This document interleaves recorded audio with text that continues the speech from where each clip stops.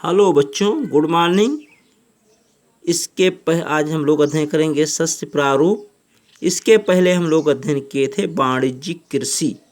अब इसके आगे अध्ययन करेंगे शस्य प्रारूप। आपने भारत की भौतिक विविधताओं, संस्कृतियों की बहुलताओं के संबंध में अध्ययन किया है, यानी भारत की संस्कृति और सभ्यताओं के बारे में हम लोग अध्ययन किए हैं। भारत की संस्कृति और सभ्यता विभिन्न प्रकार की है, कोई एक तरह नहीं। यह है कि संस्कृति जो है विविध रूप से है, क्योंकि यहाँ की स्थलाकृति, जलवायु, रहन सहन में भिन्नता है। अब देखिए, यहाँ प्रदेश में कृषि पद्धतियों और शस्य प्रारूपों के प्रतिबिंबित होता है। इसलिए देश में बोई जाने वाली फसलों में अनेक प्रकार के खाद्य और रेशे वाली फसलें, सब्जियां, फल, मसाले इत्यादि शामिल हैं।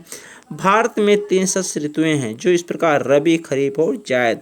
यानी भारत में 3 प्रकार की फसलों का उत्पादन किया जाता है, रबी, खरीफ और जायद। क्यों ऐसा किया जाता है? क्योंकि यहाँ पर ऋतुएं कई प्रकार के पाई जाती हैं, मौसम कई प्रकार के पाए जाते हैं, उसी अनुसार यहाँ पर फसलों का उत्पादन किया जाता है। रबी फसलों को शीत ऋतु में अक्टूबर से दिसंबर के मध्य बोया जाता है। ग्रीष्म ऋतु में अप्रैल से जून के मध्य काटा जाता है। गेहूं, जौ, मटर, चना और सरसों कुछ मुख्य रबी फसलें हैं। यद्यपि फसलों देश के विस्तृत भागों में बोई जाती हैं। उत्तर और उत्तरी पश्चिमी राज्यों जैसे पंजाब, हरियाणा, हिमाचल प्रदेश, जम्मू कश्मीर, उत्तराखंड, उत्तर प्रदेश गेहूं और अन्य रबी फसलों के उत्पादन के लिए महत्वपूर्ण राज्य हैं। शीत ऋतु में शीतोष्ण पश्चिमी विक्षोभ से होने वाली वर्षा फसलों के अधिक उत्पादन में सहायक होती है। जैसे देखिए, गेहूं जो बोया जाता है हम लोग यहाँ, अगर और सरसों बोया जाता है, अगर ठंडी के दिनों में बारिश हो जाता है तो फसल जो होता है उसको लाभ मिलता है, इससे उत्पादन बढ़ जाता है। पंजाब, हरियाणा, पश्चिमी उत्तर प्रदेश और राजस्थान के कुछ भागों में हरित क्रांति की सफलता भी उपयुक्त रबी फसलों की वृद्धि में एक महत्वपूर्ण कारक है। जो पंजाब में, हरियाणा में गेहूं का उत्पादन किया जाता है, वो हरित क्रांति यहीं से शुरुआत किया गया, इसका बहुत अधिक लाभ मिला। इसके बाद आपका आता है खरीफ फसलें। देश के विभिन्न क्षेत्रों में मानसून के आगमन के साथ बोई जाती है और सितंबर अक्टूबर में काट ली जाती है। जैसे देखिए, जून में जब बारिश शुरू होता है, जून जुलाई में, तभी फसलों का बुआई किया जाता है। जैसे हम लोग के यहाँ क्या बोया जाता है, धान की खेती की जाती है, जिसे चावल कहा जा रहा है, मक्का है, ज्वार है, बाजरा है, तुर यानी अरहर, मूंग, उड़द, कपास, मूंगफली और सोयाबीन शामिल है। चावल की खेती मुख्य रूप से असम, पश्चिम बंगाल, उड़ीसा, आंध्र प्रदेश, तेलंगाना, तमिलनाडु, केरल और महाराष्ट्र, विशेषकर कोकण तटीय क्षेत्रों में, उत्तर प्रदेश, बिहार में की जाती है। यानी हमारे यहाँ भी चावल की खेती की जाती है। रबी और खरीफ फसल ऋतुओं के बीच ग्रीष्म ऋतु में बोई जाने वाली फसल को जायद कहते हैं। अब रबी और खरीफ के बीच में जायद बोया जाता है, उसे कहते हैं जायद। उदाहरण के लिए मुख्यतः इसमें है तरबूज, खरबूजे, खीरे, सब्जियां और चारे की फसल, जैसे चरी उली बोया जाता है, ये जायद की फसलें हैं। तरबूज, खरबूज, खीरा है, नेनुआ है, तरोई है, लौकी, ये सभी खेती की जाती है। इसके बाद आपका आ रहा है मुख्य फसलें। भारत की मुख्य फसलें क्या हैं?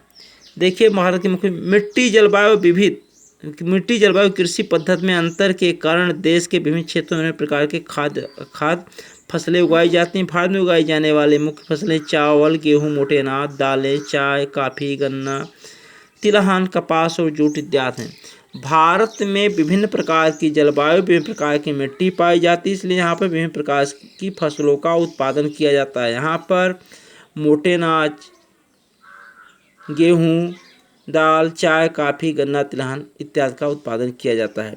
तो हम अध्ययन करते हैं चावल का। भारत में अधिकांश लोगों का खाद्यान्न चावल है। हमारा देश चीन के बाद दूसरा सबसे बड़ा चावल उत्पादक देश है।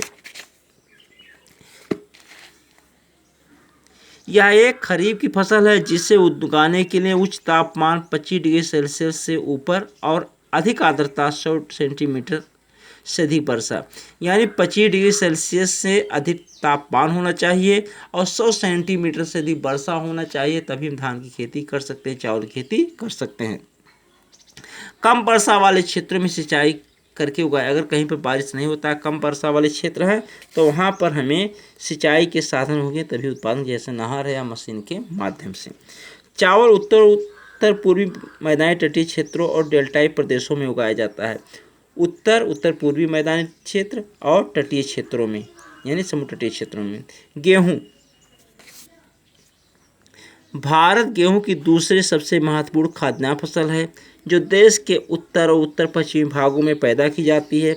रबी की फसल को उगाने के लिए शीत ऋतु और पकने के समय खिली धूप की आवश्यकता होती है।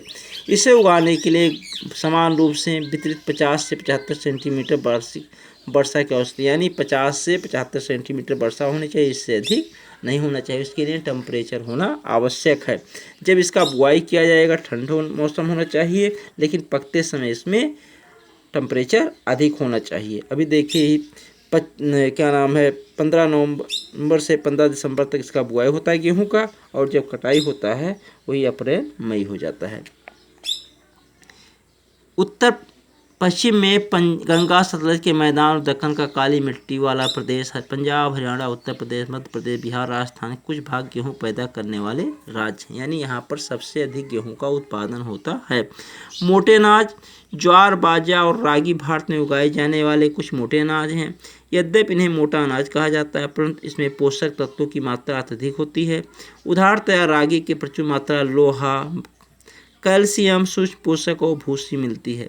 क्षेत्रफल और उत्पादन दृष्टि से ज्वार देश का तीसरी महत्वपूर्ण खाद्यान्न फसल है। ज्वार और बाजरा, ज्वार मीन्स होता है चरी, जो हम लोग यहाँ बोया जाता है, पशुओं को खिलाया जाता है।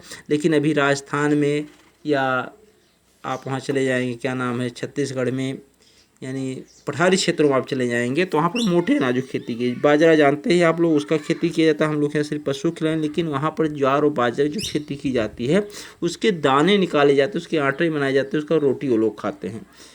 अभी भी राजस्थान में, पंजाब में बाजरा का रोटी खाया जाता है। अब इसके बाद आता है आपका बाजरा बलुआ उथली काली मिट्टी पर उगाया जाता है। राजस्थान, उत्तर प्रदेश, महाराष्ट्र, गुजरात, हरियाणा इसके मुख्य उत्पादक राज्य हैं। रागी शुष्क प्रदेशों की फसल है और लाल काली बलुआ दोमट उथली काली मिट्टी पर अच्छी तरह उगाई जाती है।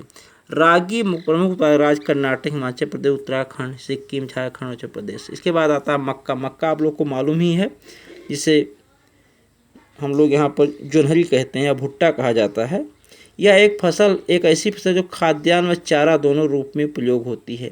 यह खरीफ की फसल है, खरीफ में बोया जाता है मक्का। अब इसमें क्या है देखिए, जो 21 डिग्री सेल्सियस 27 डिग्री सेल्सियस तापमान और पुरानी जलोढ़ मिट्टी पर अच्छी प्रकार से उगाई जाती है। बिहार जैसे कुछ राज्यों मक्का रबी की ऋतु में ही उगाई जाती है। बिहार में रबी में ही उगाया जाएगा, यहाँ पर खरीफ में उगाया जाता है। आधुनिक प्रौद्योगिकी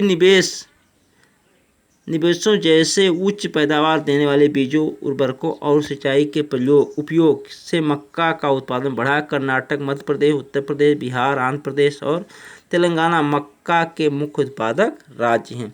इसके बाद आपका आता है दालें। भारत विश्व में दालों का सबसे बड़ा उत्पादक तथा उपभोक्ता देश है। विश्व में सबसे बड़ा उपभोक्ता देश जो है भारत है, तो जो उपभोग करेगा वही उत्पादन भी करेगा।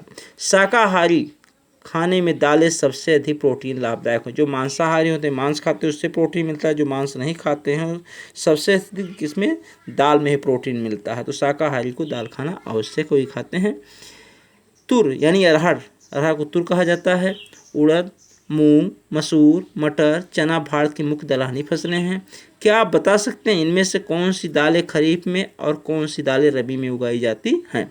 दालों को कम नमी की आवश्यकता होती है, इन्हें शुष्क परिस्थितियों में उगाया जा सकता है। फलीदार फसलें होने के नाते अरहर को छोड़कर अन्य सभी दालें वायु में नाइट्रोजन लेकर भूमि की उर्वरता को बनाए रखती हैं।